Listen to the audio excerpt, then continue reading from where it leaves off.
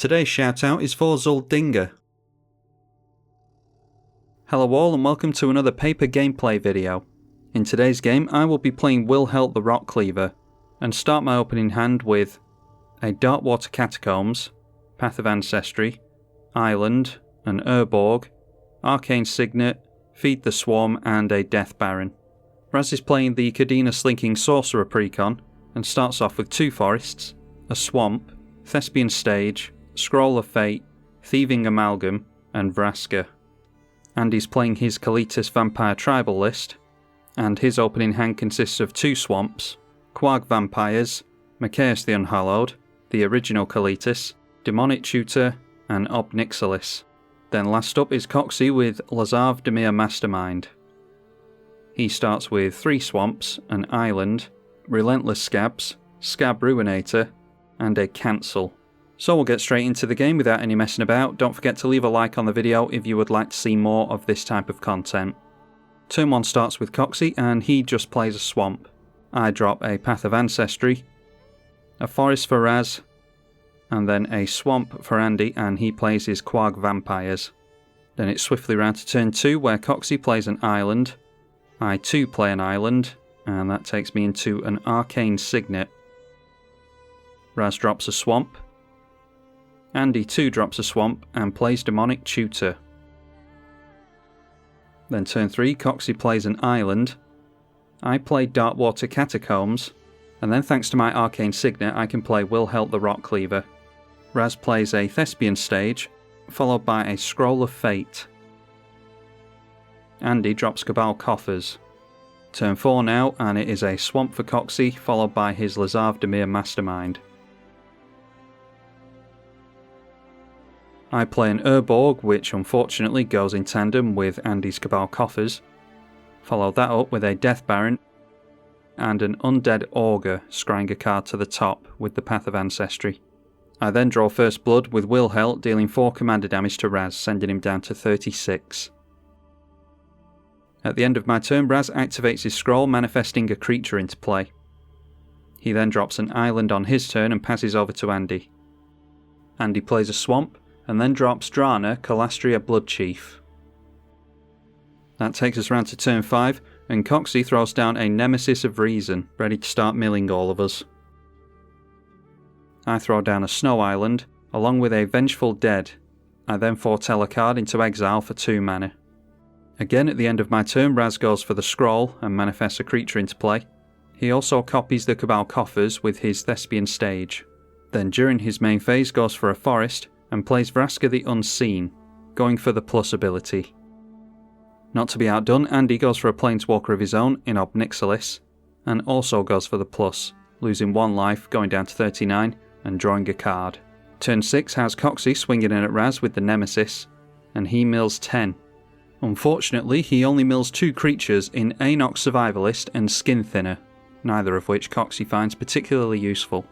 So then it's over to my turn, and I decide to cast Pact of the Serpent, losing 4 life and drawing 4 cards thanks to having 4 zombies in play. That sends me down to 36, and I drop a Sunken Hollow. I then send my 4/3 Vengeful Dead in at Vraska. Raz manifests in response, and then chumps with what turns out to be a Keru Spell Snatcher. I play a Mind Stone and hand it over to Raz. He plays Opulent Palace in tapped, and then flips over Bane of the Living, putting 4 into X. That means all creatures get -4/-4. I lose 4 life and draw 4 cards thanks to the Undead Augur. And unfortunately for Raz, the Foretell card that I have in exile is a Rise of the Dreadman. 9 creatures died here, so that gives me 9 2/2 zombie berserker tokens. Raz then mentions that he unfortunately killed his own counter creature spell in the form of Stratus Dancer. We've also seen the Keru Spell Snatcher go down already last turn.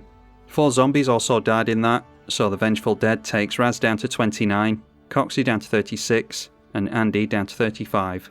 I also get 3 decayed zombies thanks to Wilhelt. So that didn't go to plan unfortunately, and we might see the back of his Vraska yet. Andy throws down a Nykthos for even more black mana, and then plays Harvester of Souls for some card draw.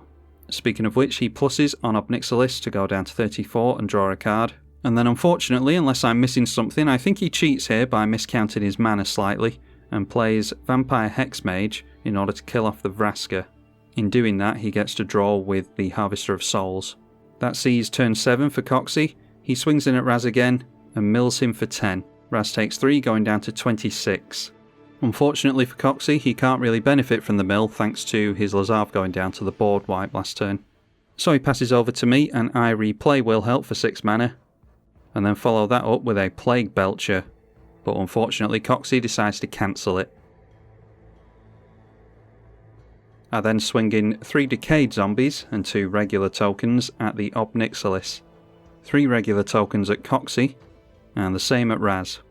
My Decayed Zombies die, and then the zombie blocked by Andy's Harvester Demon is replaced by a Decayed Zombie thanks to Wilhelt.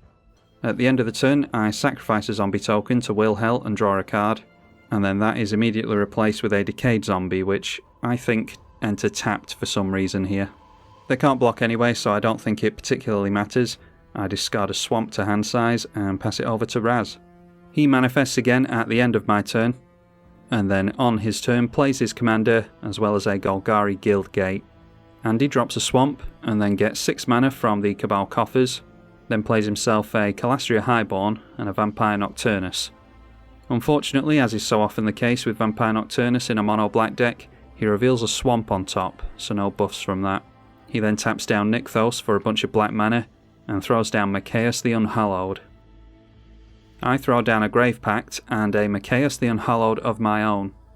With my tokens now being 3/3s, I throw 2 Decayed ones in at Coxie, knocking him down to 24, and 3 of them in at Andy, knocking him down to 25.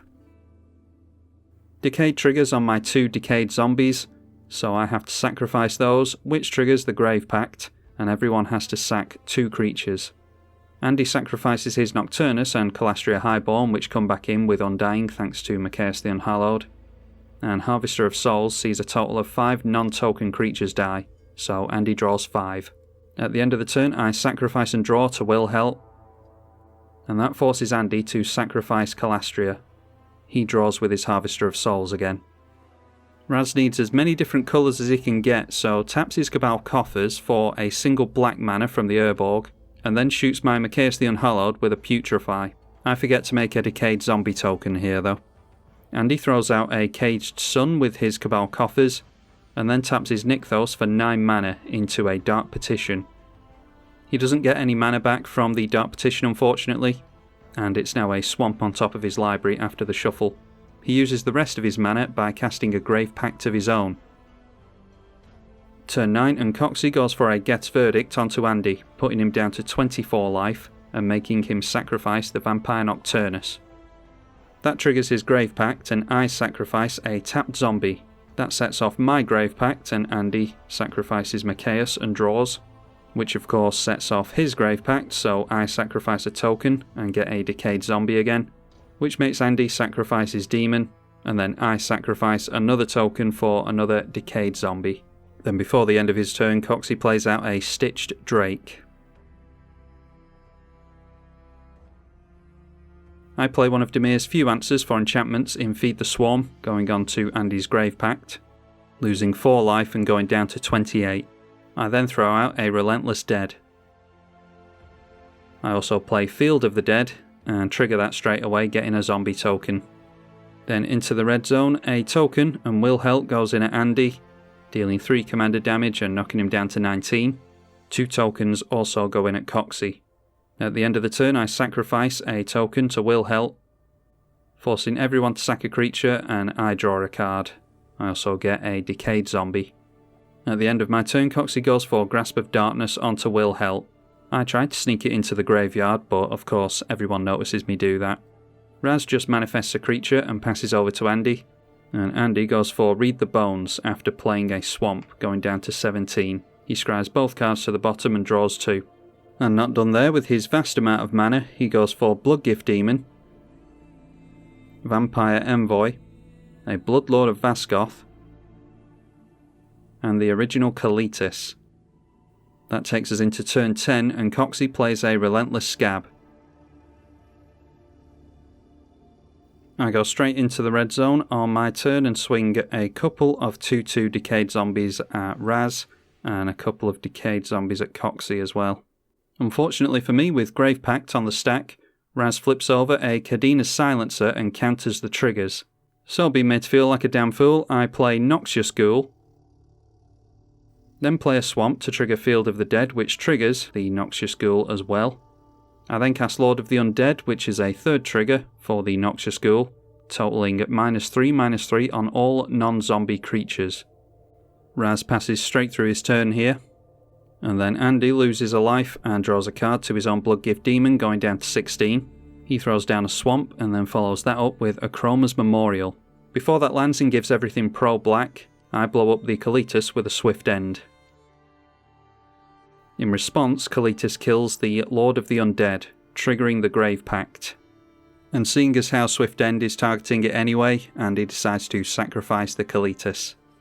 And because the Kalitas was sacrificed to Grave Pact in response with the Swift End on the stack, I actually don't have Murderous Rider put into exile ready for me to cast later on. It effectively counters that and Murderous Rider ends up in the bin. Fortunately for me, it also means that I don't lose the 2 life, leaving me at 28. With all that being done, Andy goes through to combat and flies at me for 12 damage.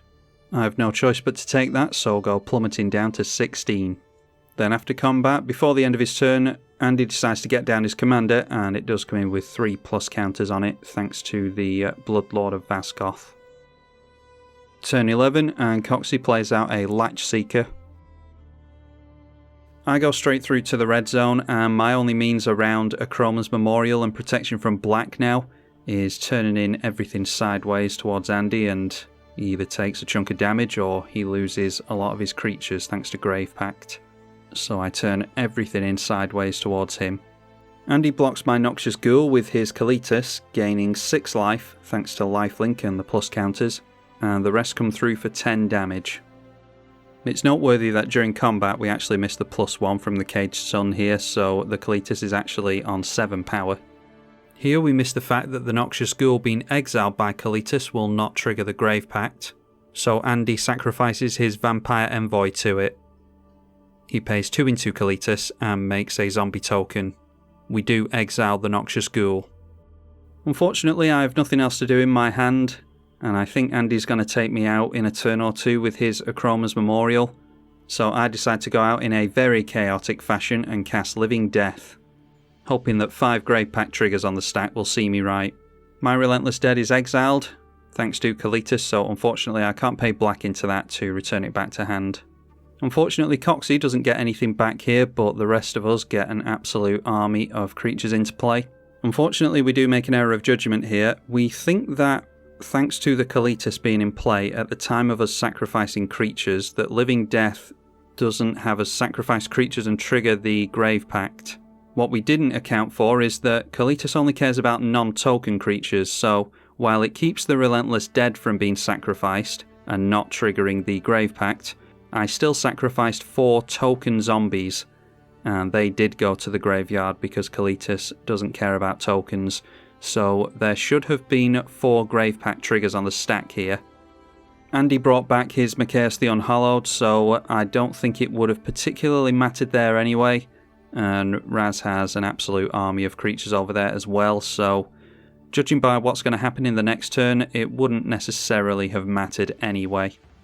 Raz had a Vesuvan Shapeshifter enter the battlefield, but seeing as how it doesn't have a legal target when it enters, thanks to everything entering at the same time, that can't become a copy of anything, so that dies straight away as a 0/0. Thankfully there's no other ETBs to keep track of, so with everything resolved I can drop a land and trigger Field of the Dead to get another zombie token into play, and then go on to empty my hand with a Hordewing Scab, giving all my zombies flying.